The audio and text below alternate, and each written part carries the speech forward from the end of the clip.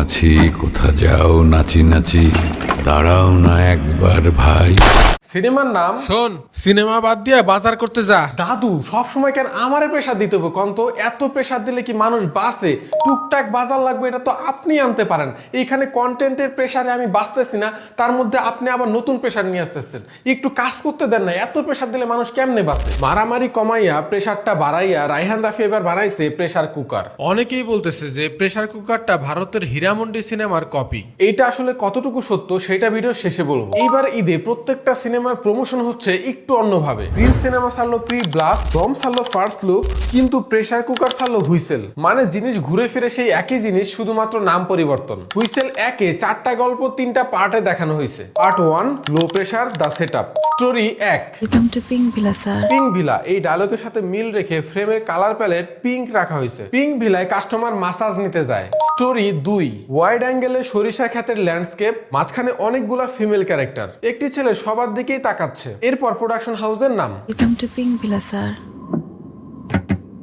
প্রথম 6 সেকেন্ডের মধ্যে প্রেসার কুকারের সাসপেন্স কিন্তু শুরু হয়ে গেছে। 3 নাম্বার শটে আবারও পিঙ্ক ভিলা সিন, সাথে রহস্যজনক বিজিএম। এইটা প্রেসার কুকারের প্রেসার আরো বাড়ায় দিতেছে। স্টোরি 3 একজন ব্যক্তি বসে আছে, একটা ফিমেল ক্যারেক্টার নদীর সামনে দাঁড়িয়ে আছে। দুশ্চিন্তা আর ভয়ের সাথে কিন্তু এইখানেও সাসপেন্স আছে। ক্লোজ শটে নাজিফা তুষি, মুখে হালকা হাসি, কাঁধে ব্যাগ। ঘটনা কি সেটা বোঝার উপায় নাই, কিন্তু মনে হইতেছে যে বাসা থেকে পালায় আসছে। মধ্যরাতে দুজন মেয়ে ফ্লাইওভারের নিচে দাঁড়িয়ে আছে। এই দৃশ্যটা প্রস্টিটিউট টাইপের ক্যারেক্টারকে ইঙ্গিত করে, তবে ঘটনা অন্য কিছু হইতে পারে। স্টোরি 4 মৌমাছি মৌমাছি, লিফলেট দেখে বোঝা যাচ্ছে নির্বাচনের প্রচারণা চলছে। গাজী রাকায়েত কথা বলছেন, বুবলির চোখে মুখে কনফিউশন। মৌমাছি আপু এত রহস্যজনক ভাবে তাকাইলেন কেন? এই সাংবাদিক কোনো উল্টাপাল্টা কোশ্চেন করছে নাকি? দাঁড়াও না একবার ভাই। ও এতক্ষণ তাহলে মাসাজ নিতেছিল ফজলুর রহমান বাবু। শুরু হয় second part, rising pressure the build up. Pistol ধরার স্টাইল দেখে মনে হইতেছে ডিবি অফিসার। এরপর একটা গান শট। এই অংশে প্রথমে দেখানো 4টা স্টোরির যে ক্যারেক্টারগুলো ছিল তাদেরকে আরো বড় স্কেলে দেখানো হয়েছে।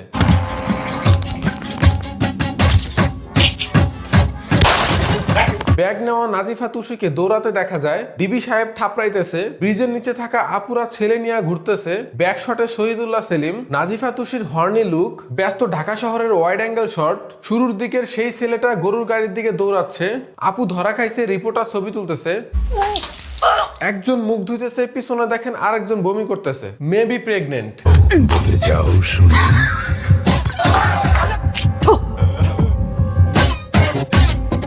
Title card pressure cooker. ব্যাকগ্রাউন্ডে ঢাকা শহরের হিজিবিজি ঘরবাড়ি। প্রেসার কুকার নামটা সিম্বলিক। মেইনলি ব্যাকগ্রাউন্ডে যে ঘরবাড়িগুলো দেখতে পাইতেছেন এটা হচ্ছে ঢাকা শহরের ল্যান্ডস্কেপ, এবং ঢাকা শহরের মানুষের জীবনে যত প্রেসার আছে সেটাকে বোঝানোর জন্য প্রেসার কুকার নামটা রাখা হয়েছে। এত প্রেসারের মধ্যে শহীদুল্লাহ সেলিম আরাম করে খাচ্ছে। এডিটর সাহেব ওনার প্রেসারটা একটু বাড়ায় দেন তো। প্রেসার বাড়াচ্ছি স্যার। শুরু হয় part 3 high pressure the explosion.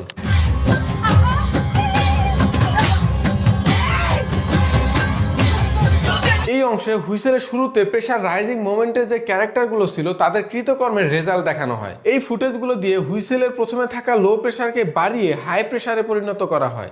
একটা পারফেক্ট হুইসেল কাট। খুব বেশি গল্প প্রকাশ না করে, খুব বেশি ডায়লগ না রেখে বিজিএম এর উপর টিজার কাট করা হয়েছে।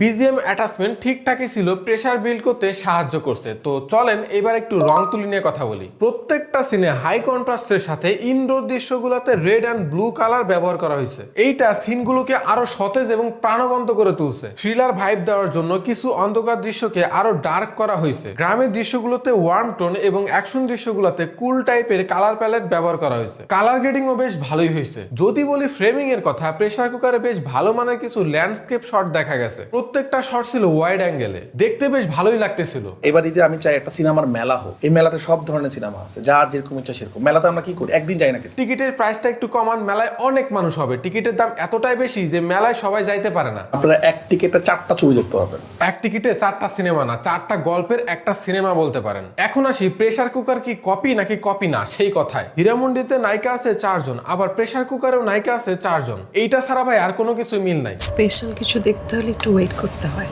কি করবি এখন? আপনারা চাইলে dark side of Dhaka web ফিল্মটা দেখতে পারেন, ইউটিউবে আছে। আমার মনে হয় প্রেসার কুকার অনেকটা এই ডার্ক সাইড অফ ঢাকার মতো হবে, এক সিনেমাতে 4টা গল্প। ডে বাই ডে আমাদের সিনেমার যুগ পরিবর্তন হচ্ছে, এইবার প্রত্যেকটা সিনেমা দেখার মতো কোয়ালিটি দিচ্ছে। নকল হলে বা সিনেমাতে কোনো প্রবলেম থাকলে সেটা নিয়ে আমরা অবশ্যই কথা বলবো, কিন্তু ফেক নিউজ আমরা ছড়াবো না। সবচেয়ে বড় কথা, আমাদের উচিত এখন বাংলা ফিল্ম ইন্ডাস্ট্রিকে সাপোর্ট করা। ভিডিওটা ভালো লাগলে শেয়ার করেন। আরেকটা কাজ যেটা ভিডিও শুরুতে করার কথা ছিল কিন্তু এখনো করেন নাই, সেটাও করেন, সাবস্ক্রাইব। মৌমাছি মৌমাছি কোথা যাও নাচি নাচি, দাঁড়াও না একবার ভাই।